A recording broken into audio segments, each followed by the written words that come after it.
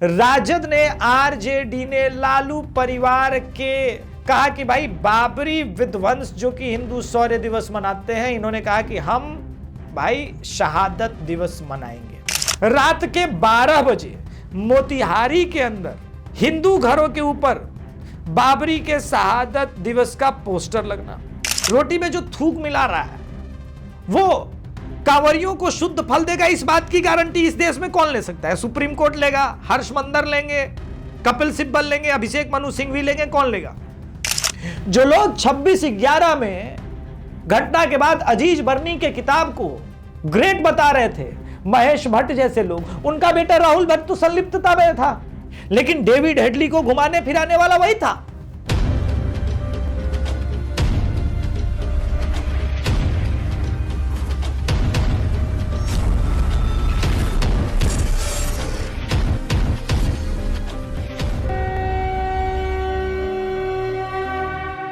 नमस्कार, जय श्री राम। अगर पश्चिम बंगाल के अंदर मुर्शिदाबाद में हुमायूं कबीर बाबरी मस्जिद बना रहा है तो उसका बिहार के मोतिहारी से कोई रिलेशन हो सकता है? अनटिल अनलेस, जो मेरी थ्योरी है कि पूर्वी पाकिस्तान में बसने वाला मुसलमान, बिहार का मुसलमान और बंगाल का मुसलमान सेम है, अनटिल अनलेस और कोई कनेक्शन मिलता नहीं है। बैक टू बैक कुछ वीडियोस देख लीजिए। पहला वीडियो राजद के घर के राजद के ऑफिस के अंदर का है। ओह सॉरी, अच्छा बात नहीं है। राजद के द्वारा बाबरी मस्जिद के शहादत में हाय हसन हाय हुसैन, हाय हसन हाय हुसैन नामक मुहर्रम मनाया गया। अरे रे सॉरी, ये भी गलत हो जाएगा नहीं? अरे कहना क्या चाहते हो? सीधे सीधे कहें तो राजद ने, आरजेडी ने, लालू परिवार के, यूं कह सकते हैं प्राइवेट लिमिटेड कंपनी वाली पार्टी ने कहा कि भाई बाबरी विध्वंस जो कि हिंदू शौर्य दिवस मनाते हैं, इन्होंने कहा कि हम भाई शहादत दिवस मनाएंगे। तेजस्वी यादव यूरोप घूम रहे, मस्त विदेश घूम रहे, पता नहीं कहां घूम रहे हैं, सदन चल रहा है, सदन तो चलता रहेगा। न्यू ईयर मनाना है ईसाई के अनुसार, ईसाई मत के अनुसार न्यू ईयर जो है ये 1 जनवरी हो जाता है, तो स्वयं को ईसाई मानते होंगे। उनके पार्टी वाले लोग स्वयं को मुसलमान मानते हैं, तभी तो आरजेडी में मन रहा है भाई बाबरी शहादत दिवस। अब रात के 12 बजे मोतिहारी के अंदर हिंदू घरों के ऊपर बाबरी के शहादत दिवस का पोस्टर लगना, क्या यह प्रोवोक करना नहीं है? बिल्कुल है। यानी बंगाल में जो हुमायूं कबीर कर रहा है उसका इंपैक्ट आपको बिहार तक दिख रहा है। और ये क्यों है? सिर्फ मुस्लिम वोट है? नहीं, अब मुसलमान डोमिनेंस दिखा रहा है। एक वीडियो और देख लीजिए। यह वीडियो मुसलमान कोई रोटी बनाने वाला है, कह रहा है कि हमारे उस्ताद ने बोला था कि रोटी में थूक मिला दो, तो हम मिला रहे हैं। जो तंदूरी रोटी बना रहा था तू ही थूक रहा था उसमें? कितनी बार थूका तूने? कम से कम 100 बार तो मैंने देख लिया तुझे। कितनी बार थूका तूने रोटियों पे? क्या किया तूने? थूक रहा था के लिए? उसने कहा कि हर रोटी थूक के दिया कर, थूकेगा? तुझे किसी ने मारा पीटा है यहाँ पे? और मारपीट के गलती मानी है? अपने आप मान ली तूने? अपने आप मान ली? अच्छा, ये क्यों मिला रहा है? दो ही चीज हो सकती है, या तो सुपीरियरिटी कॉम्प्लेक्स होगा कि भाई हिंदू तो दोयम दर्जे के नागरिक है, हमारा थूक में मिला हुआ रोटी खाना डिजर्व करते हैं, और तो कोई मत नहीं हो सकता। आपको याद होगा जब उत्तर प्रदेश की सरकार ने कहा कि भाई कांवरियों को अधिकार है कि वो अपनी यात्रा की शुद्धता का ध्यान रखें, तो दुकानदारों को नाम लगाना होगा, उनका नाम बताना होगा, तब इस देश में हाय तौबा मचा। सुप्रीम कोर्ट ने भी कहा ये गलत हो जाएगा ना, कांवरियों को अधिकार नहीं है वो थूका हुआ फल खा ले। अब आप कैसे साबित कर सकते हैं जो थूका हुआ रोटी मिलाएगा, रोटी में जो थूक मिला रहा है वो कांवरियों को शुद्ध फल देगा, इस बात की गारंटी इस देश में कौन ले सकता है? सुप्रीम कोर्ट लेगा, हर्ष मंदर लेंगे, कपिल सिब्बल लेंगे, अभिषेक मनु सिंघवी लेंगे, कौन लेगा? कोई नहीं लेगा, क्योंकि वो थूका हुआ रोटी खा भी लेंगे, उनके लिए काहे का सनातन संस्कृति सभ्यता, काहे की मान्यता, वो खा भी रहे होंगे, मुझे कोई इसमें डाउट नहीं है। वो मान चुके होंगे, हो सकता है उन्होंने कानपुर में जाके खतना वतना भी कहीं कराया होगा, लल्लू हाजी के पास खतना स्पेशलिस्ट का ऐड आता है इसलिए मैंने बोल दिया। या हो सकता है कि नहीं कराया होगा, खून गिरने का डर होगा तो सुपारी काट करके खतना का प्रोसेस हुआ होगा, है? तभी तो इन सब चीजों पर लेफ्ट की आंखें बंद हो जाती हैं। आप कल्पना कीजिए कि मोतिहारी में हिंदू के घरों में आखिर क्यों लगाया गया, उसके पीछे क्या कारण हो सकता है? क्योंकि उनको पता है कि आरजेडी उसी की बात सुनेगी, आरजेडी तो कुछ कर नहीं सकती, क्योंकि आरजेडी तो खुद ही बाबरी शहादत दिवस मना रही है। क्या आवश्यकता पड़ती है? ये अपने कुआं गांव को कश्मीर और केरला बनाने की साजिश की जा रही है। इस पर सर कार्रवाई की जाए। हम लोग पर एकदम मैं प्रशासन मैं संविधान को लेकर चलने वाला व्यक्ति हूँ, लेकिन मेरा गांव, मेरा समाज केरला और कश्मीर नहीं बनना चाहिए। और मेरा सब दरवाजा देखिए, वहाँ पे रात को 12 बजे लग रहा है मेरे दरवाजे पे, रात को मेरे दरवाजे पे 12 बजे लगा। ऐसे तत्वों को बढ़ावा सेकुलरिज्म के नाम पर इस देश में समय समय पर दिया गया। इसी कारण हुमायूं कबीर पैदा होते हैं, कोई शेख शाहजहां पैदा होता है जो संविधान को तकिए के नीचे रख करके वहां पे शरीयत खुलेआम चला रहा होता है। टीएमसी के अंदर इस प्रकार के तत्वों की अगर भरमार है तो राजद के अंदर भी भरमार हो गई। और एक तत्व आपने देखा कि जो एमपी है समाजवादी पार्टी से, वो कह रहा है कि भाई हम तो जिहाद करेंगे सदन के अंदर। और सदन के अंदर क्यों जिहाद कर रहा है? क्योंकि वक्फ प्रॉपर्टी के ऊपर एक अमेंडमेंट एक्ट हो गया। अब आपको बताना है कि भाई ये भूमि जो ली है तुमने वक्फ के अंदर, ये हिंदुओं की भूमि तो नहीं है, तुम अपनी भूमि का डॉक्यूमेंटेशन दो। तो ये कह रहे हैं 6 महीने में 30% ही अपलोड हो सका। सच्चाई है कि तुम्हारे पास 30% भूमि का ही डॉक्यूमेंट है, बाकी तो तुमने लूट रखा है। पूर्वी पाकिस्तान हमसे छीना, पश्चिमी पाकिस्तान छीना, और बची हुई भूमि को वक्फ बोर्ड के नाम पर लूट रहे हो। अब आप सोचिए कि उत्तराखंड देवभूमि के अंदर यह भीड़ कहां से है? मैं बार बार कहता हूं, जो देवभूमि के अंदर भीड़ गई वो माइग्रेट हुई उत्तर प्रदेश से उत्तराखंड की तरफ चली गई। अब एसआईआर का प्रोसेस उत्तराखंड और उत्तर प्रदेश दोनों जगह जब शुरू हुआ तो दोनों में से एक जगह ही वोटर आईडी कार्ड रह पाएगा, बाकी जगह गायब हो जाएंगे। आज पश्चिम बंगाल के अंदर 56 लाख से अधिक अनट्रेसेबल वोट हैं, जो मर गए या फिर डुप्लीकेट्स होंगे या फिर उनका कोई डॉक्यूमेंट नहीं है। 56 लाख अनट्रेसेबल है, बाकी 28 लाख ऐसे हैं जिनको अभी साबित करना है कि वो उनका वोटर आईडी कार्ड है या नहीं। करोड़ के आसपास का तो मामला पहुंच गया।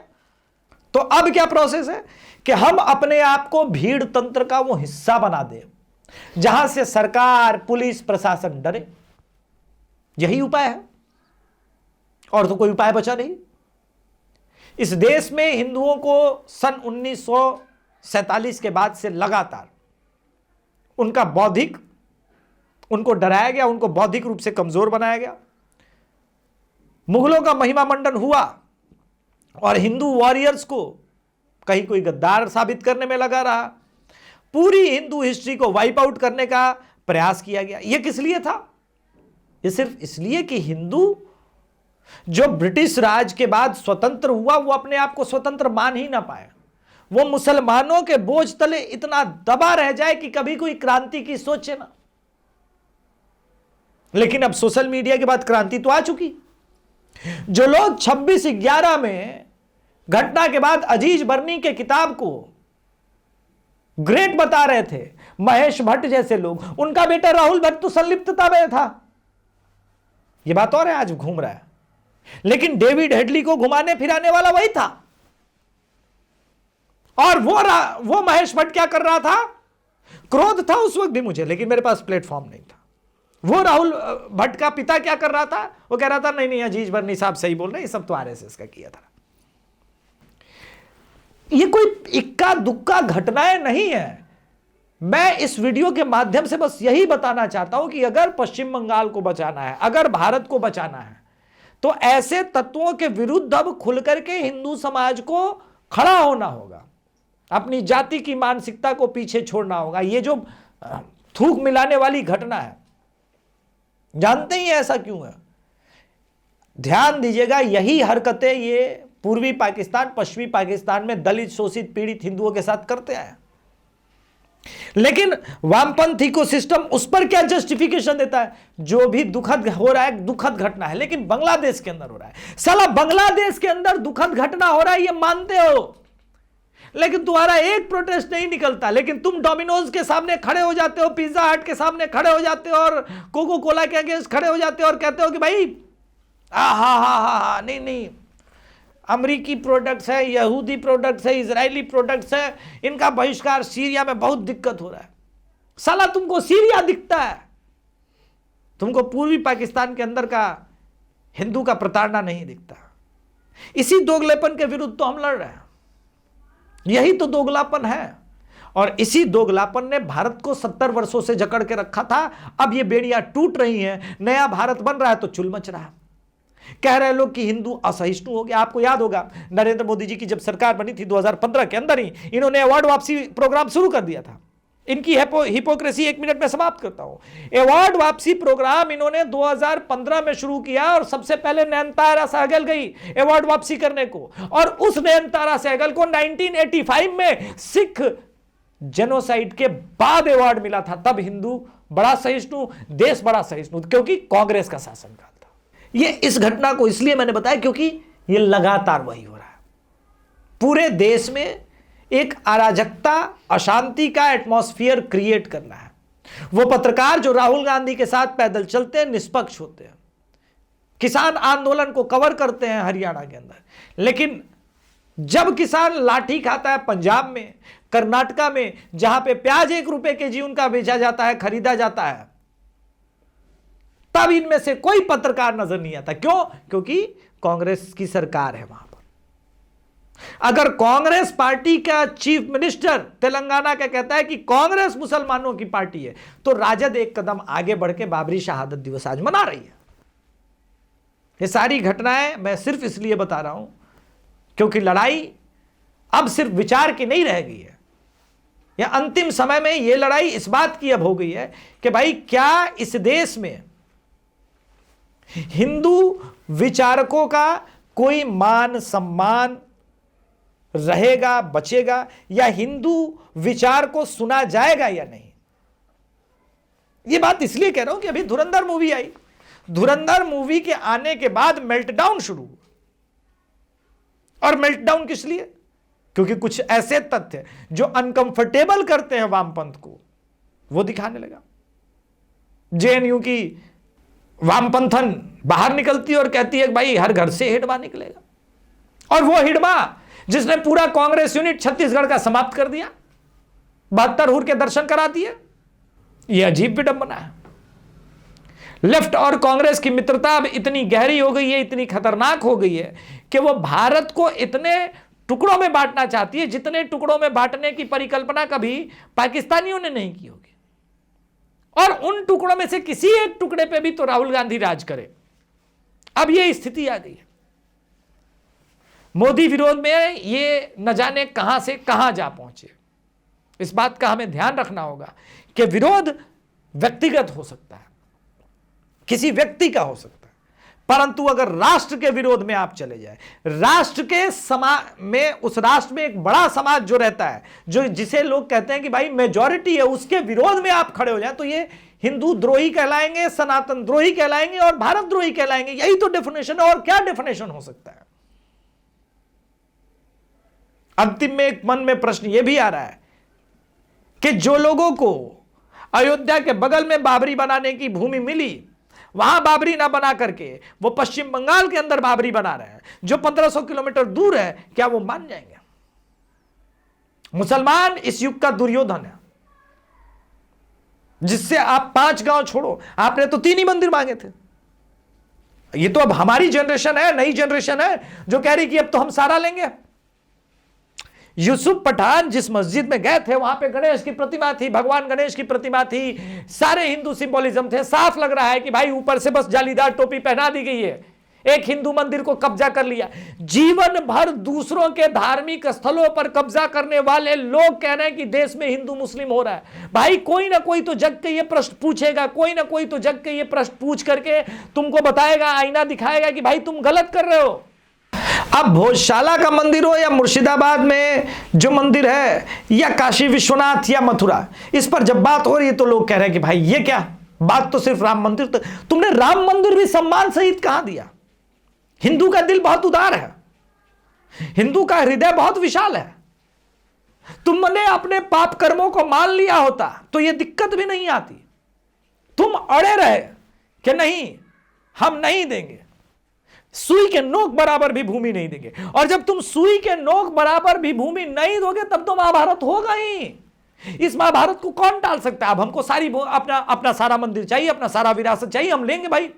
स्वतंत्रता का मतलब क्या होता है? अगर पूर्वी पाकिस्तान और पश्चिमी पाकिस्तान देने के बाद भी हम अपने मंदिरों के ऊपर, हम ये कष्टकारी है ना भाई। देख रहे हैं भगवान गणेश जी की प्रतिमा है, वहां यूसुफ पठान ऐसे खड़े होकर कह रहे हैं कि हम इस मस्जिद में आए हुए हैं, और वो दिख रहा है। तो दर्द होता है ना कि हमारे मंदिर को मस्जिद बना करके बैठे हैं खुलेआम, और कह रहे हैं कि इस देश का मुसलमान डरा हुआ भी है। ज्ञानवापी मस्जिद बना दी इन्होंने, और निरंतर हमारे नंदी महाराज प्रतीक्षा में है। तुमने ईदगाह मस्जिद बना दी वहां पे। ऐसे कई हैं जहां पर तुमने मंदिर, अभी एक मजार टूटा है गुजरात में जो मंदिर की भूमि पर मजार बनाया, वहां जब टूटा तो एक भी हड्डी नहीं थी। तो दिख रहा है ना कि लैंड ग्रैबिंग है। कितनी चीजों को जस्टिफाई करोगे भाई? ये कोई जस्टिफाई करने वाली चीजें हैं ही नहीं भाई। सीधी बात यह है कि इस देश में इस्लामिस्ट अब इस पोजीशन पर हैं जहां पर वो हिंदू से कोई कॉम्प्रोमाइज तो नहीं करेंगे, वो अलग बात है, लेकिन अब वो हिंदुओं के मुंह पर थूक रहे हैं, उनकी रोटी के ऊपर थूक रहे हैं। और हिंदू है कि भाई हमको कैटर मुसलमान चाहिए, हमको मुगलई खाना है। तो कहीं ना कहीं आपको फैक्ट चेक तो करना होगा, अपनी रियलिटी चेक करना होगा, और देखना होगा कि तुम अपनी पीढ़ी, आने वाली पीढ़ी को खतरे में देखना चाहते हो या अपनी सभ्यता संस्कृति को बचाना चाहते हो। नमस्कार, जय श्री राम।